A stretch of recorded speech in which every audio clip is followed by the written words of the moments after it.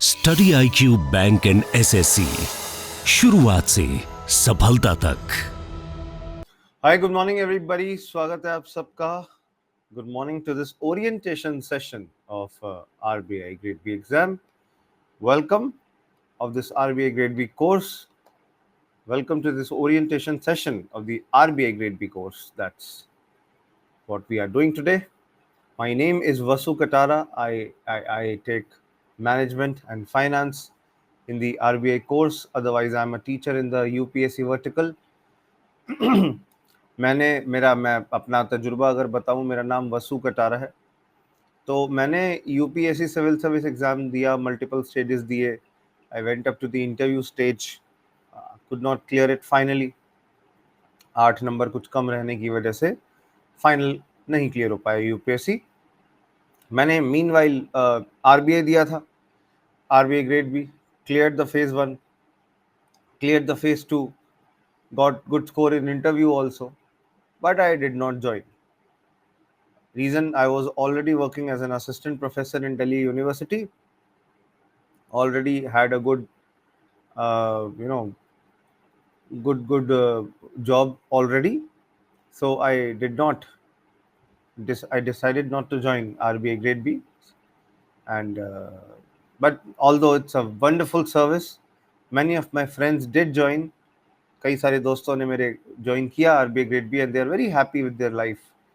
And बस मुद्दे की बात यही है कि आप लोग जो आपने फैसला लिया है आरबीआई की तैयारी करने का, उसका ये ओरिएंटेशन सेशन है, जहाँ पे मैं आप सबके साथ डिस्कस करूँगा कि what should be your strategy. You have limited days left. मैं ज़्यादा टाइम नहीं लूँगा आपका, ज़्यादा टाइम वेस्ट नहीं करूँगा। You have very very limited time left. What do you have to do? आपको पता ही है 3 स्टेजेस होते हैं एग्जाम में, phase 1, phase 2 and interview. Phase 1 is all about precision. Precision का मतलब बारीकी से सवालों के जवाब देना, एक्यूरेसी से क्वेश्चंस को आंसर करना। अभी आपके पास सिर्फ और सिर्फ प्रिसिशन की ही रिक्वायरमेंट है। That's what is important. Precision का मतलब है कि आप क्वेश्चंस को डायरेक्टली सॉल्व करने लायक बन सकें। फेज 1 के अंदर आपका जनरल अवेयरनेस, करंट अफेयर्स के क्वेश्चन 80 क्वेश्चंस होंगे, 80 मार्क्स के।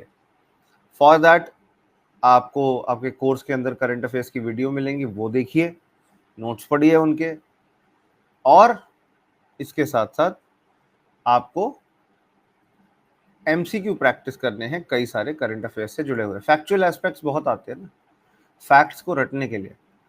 नॉर्मली लोग कहते हैं 6 महीने के, लास्ट 6 महीने के करंट अफेयर्स पढ़ने चाहिए, पर मैं कहता हूँ 1 ईयर तक के करंट अफेयर्स पढ़ो। क्या पता कहाँ से क्या उठा के पूछ ले। 1 ईयर तक के करंट अफेयर्स आपको पढ़ने चाहिए। Moving to the other point, quant, reasoning और इंग्लिश के लिए उनके रिस्पेक्टिव फैकल्टीज जो अभी क्लास लेंगे तो वो आपको सिखाएंगे, समझाएंगे कि उनके लिए क्या करना है। But do remember, once you read these areas you have to practice a lot. Quant, reasoning, English में एक ही तरीका है बेहतर होने का, वो है excess practice which has to be done. खूब प्रैक्टिस करो, खूब इन क्वेश्चंस को प्रैक्टिस करो, तभी जाकर आप ज़्यादा कॉन्फिडेंट और कॉम्पिटेंट बन पाएंगे। ठीक है, तो प्रिसिजन मैटर्स अ लॉट, तो उसके लिए प्रैक्टिस बहुत करनी है दोस्त। ठीक है ना, और ख़ास तौर पे रीजनिंग में 60 क्वेश्चन रीजनिंग के बनते हैं, क्वांट के 30, इंग्लिश के 30, तो you have to practice a lot. और सीट्स वैसे ही लिमिटेड है इस बारी, कट ऑफ वैसे ही हाई रहने वाली है। फेज 2 अभी बिल्कुल सोचो मत, बिल्कुल छोड़ दो।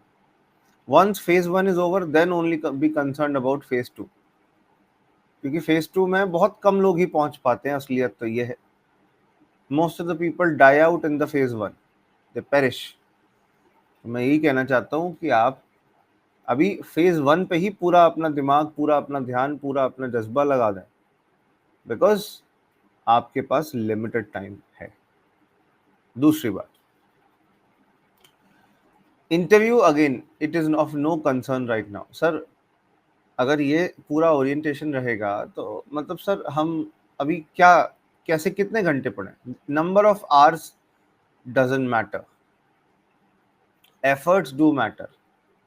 कितने घंटे पढ़ रहे हैं उससे फर्क नहीं पड़ता, क्वालिटी कितनी आ रही है, क्वालिटी मैटर्स ना, कितनी क्वालिटी से पढ़ पा रहे हो वो ज्यादा मैटर करता है, number of hours doesn't matter.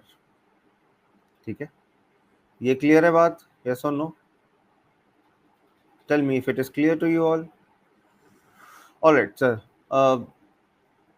एक और प्रॉब्लम सर कंफ्यूजन ये आती है कि हम करंट अफेयर्स पढ़ रहे हैं पर चीजें याद नहीं हो रही हैं, रिवीजन इज द प्रॉब्लम।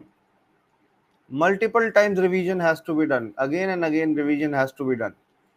तो इस कोर्स की वीडियोस को आप देख रहे हो, उसके साथ साथ प्रैक्टिस भी तो करना होगा, रिवीजन भी तो करना होगा। सर फाइनेंस के क्वेश्चन फेज 1 में पूछे गए पिछले साल, तो भूषण बेटा that was not just related to finance, that was related to current affairs.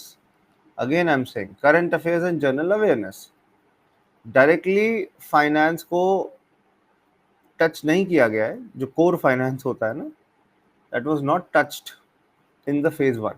Okay, तो आपको फिलहाल करंट अफेयर्स और जनरल अवेयरनेस पर ही पूरा फोकस देना है। अब उसमें तुम सोसाइटी के अलग अलग एस्पेक्ट्स पे क्वेश्चन अगर बन जाते हैं करंट अफेयर्स के, तो आंसर करना होगा। फाइनेंस रिलेटेड होता है, इकोनॉमिक्स रिलेटेड होता है।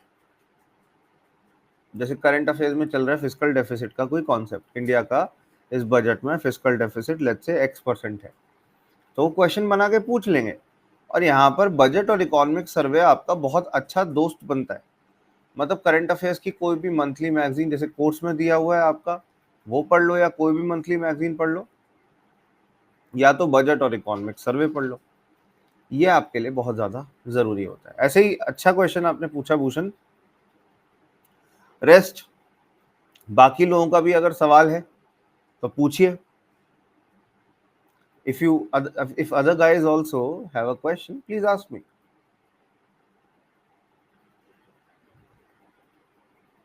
बताइए, कोई क्वेश्चन हो आपका तो I will love to answer it. ताकि क्या है ना कि अगर आपके सवाल रहेंगे सीधा आंसर करूंगा तो ज्यादा रेलेवेंट हो सकता है ये सेशन।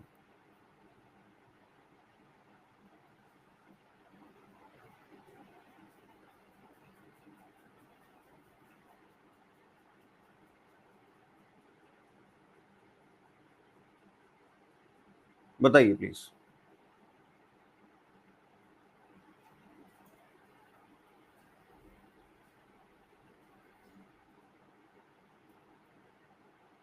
सर इकोनॉमी की क्लासेस भी होंगी, हाँ, जो आपके फेज 2 की वीडियोस हैं, फेज 2 में वीडियोस जो आपकी होंगी उसमें रिकॉर्डिंग्स अवेलेबल होंगी और डाउट लेक्चर्स होंगे। yes, economy classes will be there also, obviously economic social issues will be covered, ESI will be covered, similarly finance management will be covered। और पूछिए, और कोई सवाल हो तो। और any other question now, please ask।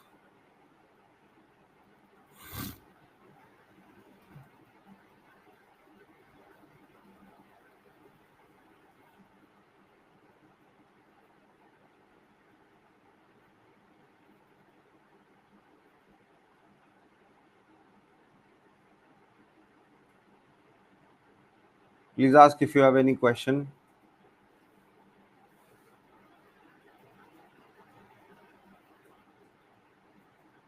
Sir phase 2 को कितना टाइम देना होगा? अभी अभी जीरो टाइम। अभी सिर्फ अगर फेज 1 ही क्लियर नहीं हुआ तो फेज 2 का क्या करोगे? तो सिर्फ अभी पूरा टाइम 100% फेज 1 पे जाएगा, 0% time will go into phase 2। Any other person who wants to ask, please ask.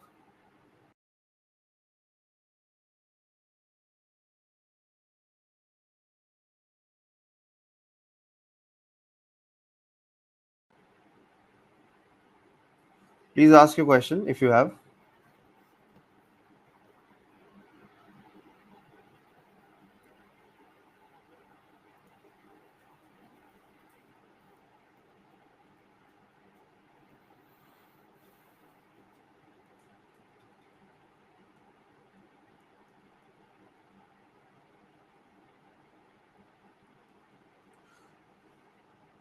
Sir mock test कब से लगाएं? एक बार सिलेबस कंप्लीट कर लो आप, अगले 10 दिन के बाद, 10-15 दिन के बाद आप मॉक टेस्ट लगाना स्टार्ट कर सकते हो. Once you complete the syllabus, one by one you can start using the questions given in the mock test by solving them. एक बार सिलेबस कंप्लीट हो जाए. Okay, any other doubt? Please पूछिए अगर कोई और सवाल है आपका by chance.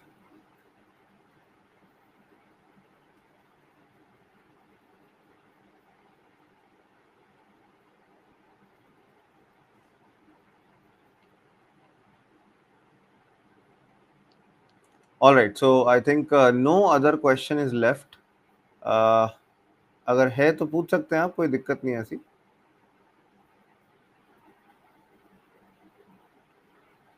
Okay, so no other question is left for you.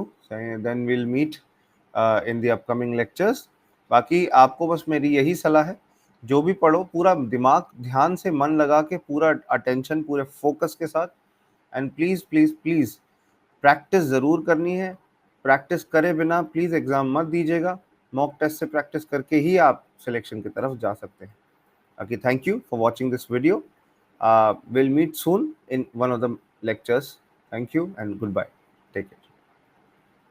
Study IQ bank and SSC, शुरुआत से सफलता तक.